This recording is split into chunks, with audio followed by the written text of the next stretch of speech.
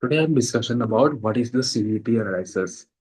Cost volume profit analysis, also commonly referred to as a break-even analysis, is a way of companies to determine how changes in cost, both variable and fixed, and sales volume affect a company profit.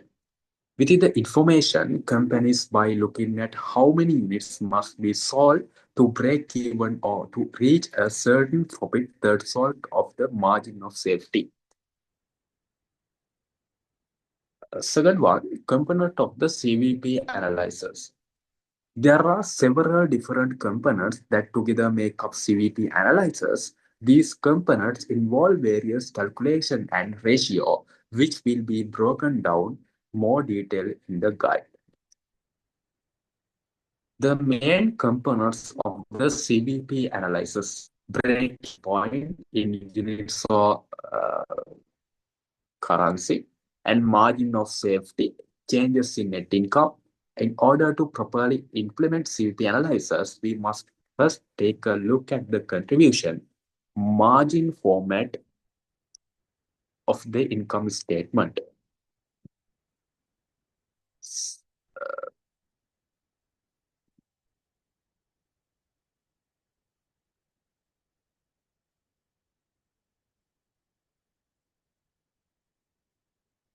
CVP analysis. The regular income statement follow the order of revenue, minus cost of goods sold, and give gross margin. Will revenue minus expenses lead to net income? A contribution margin income statement follow as a similar concept but uses a different format by separating fixed and variable cost. The contribution margin is the product selling price less the variable cost associated with producing that product. The value can be given the total dollars and total currency or per unit. In the example, as the display uh, plays.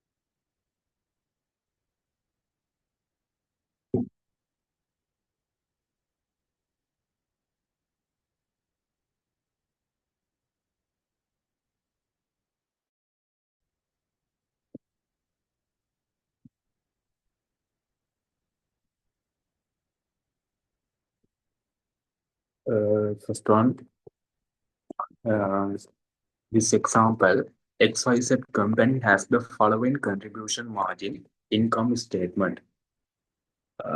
Total per unit sales 100 lakh, sales 100 lakh, units for uh, 10,000, unit for 10,000. Variable cost sales in the 1 lakh.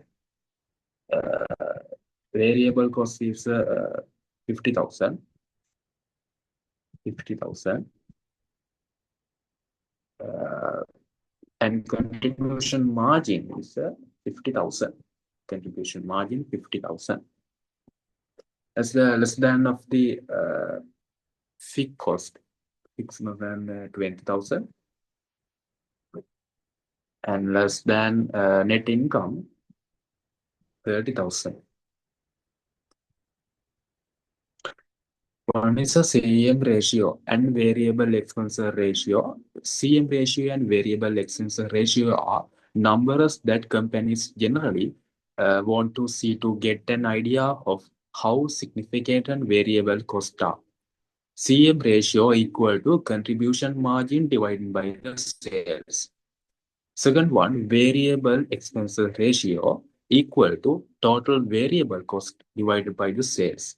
A high CM ratio and a low variable expense ratio indicated low levels of variable cost included. Second one, break-even point.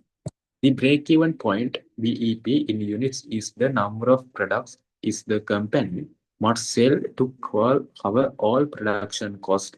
Similarly, the break-even point is the dollars currency is the amount of the sales the company must generate to cover all production costs, variable and fixed cost.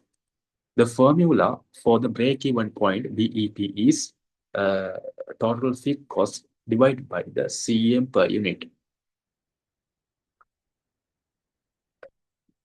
Third one is a change in net income. What is if analysis?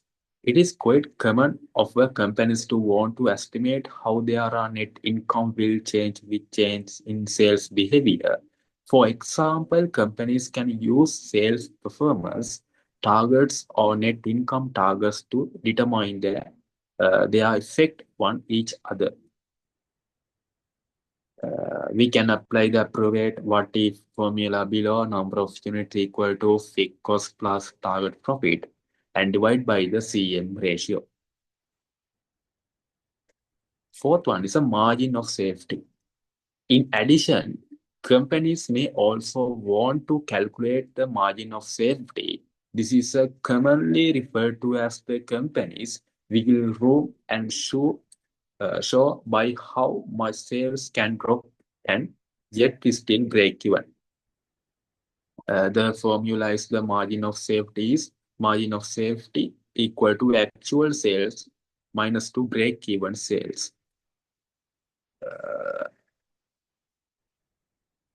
Last one, CVP analysis and decision making. Putting all the pieces together and conducting the CVP analysis, companies can then make decision on whether to invest in certain technologies that will alter their cost structures and determine the effect on sales and profitability and much quicker. For the example, let's say that XYZ company from the previous example was considering investing in the new equipment that would increase variable cost by 50,000 in uh,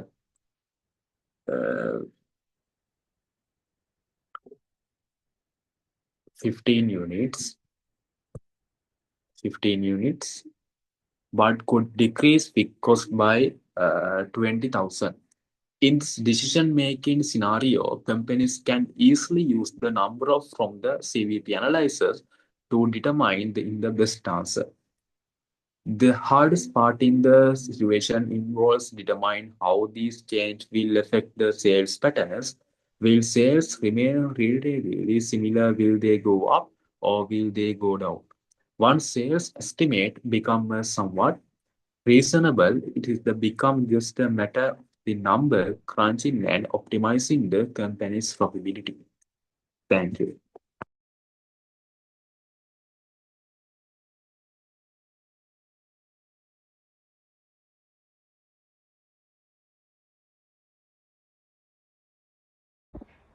Okay, previously we did how to do CVP analysis for the one product. Now we can move for the how to CVP analysis for the multi-product situation. First of all, I can get some example for that. Street food or the food made by two items, or the we can get the paint and the thinner basically. So I can get the product AB, full product name is AB, or the then product A and we divided product A and product B. So in this uh, picture you can see expected sales quantity product A 1000 and B 1500, selling price 11.5 rupees and B 9, uh, 1 unit variable cost 8 and 6 respectively, and the annual fixed cost is mainly 64,000. In this CVP analysis 64,000 we can't divide it same as or the anything we can't do 64,000 to A and B. So uh, we have to some method to measure that point. So in this case there will be a something, it's called sales ratio. That means we assume company will maintain this ratio. Okay, how to calculate this ratio? We get the expected sales quantity and get the lowest ratio of the, and there is one special point how the CS ratio we did not calculate product wise. It's going to be full company, so we can get sales ratio by contribution divided by sales and multiplied by 100%. uh, then how to calculate product mix? So first of all I say we can't divide 64,000 from 3.5 or 64,000 from 3, so we get 2 and 3 ratio. That's called product mix.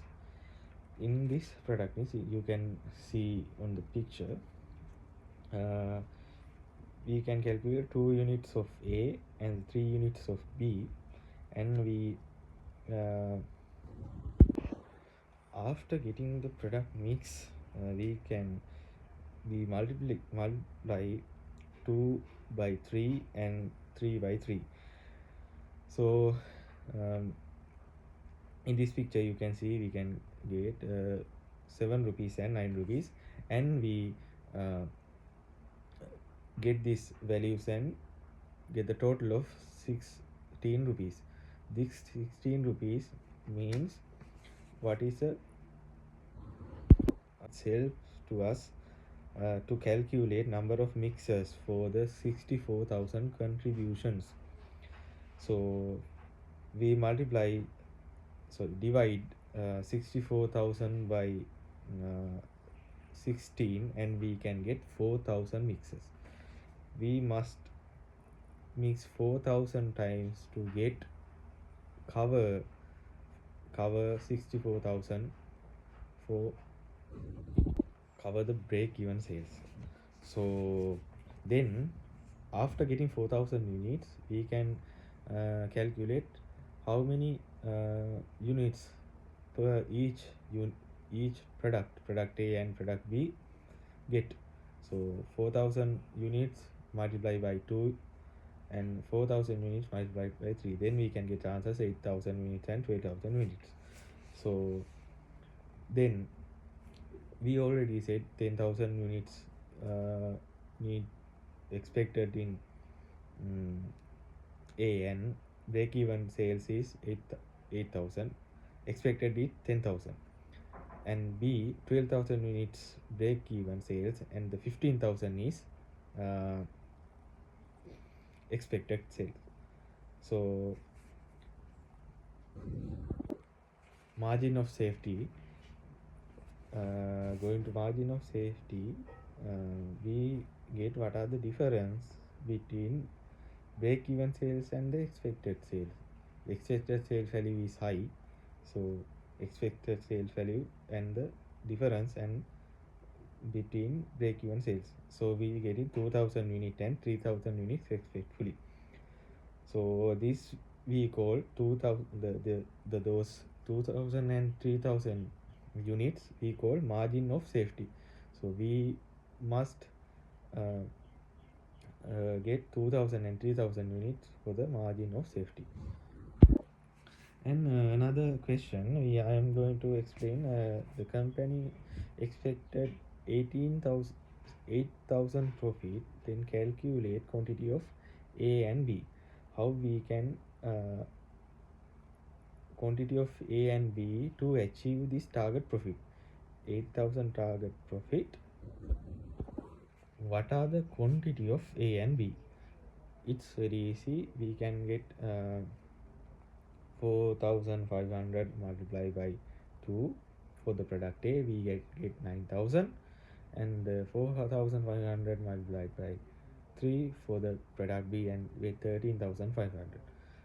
In then we can get the answer of our question. Thank you. In this video, we both explain product CVP analysis for the products. Uh, I give brief explanation. What are the main topics we discussed?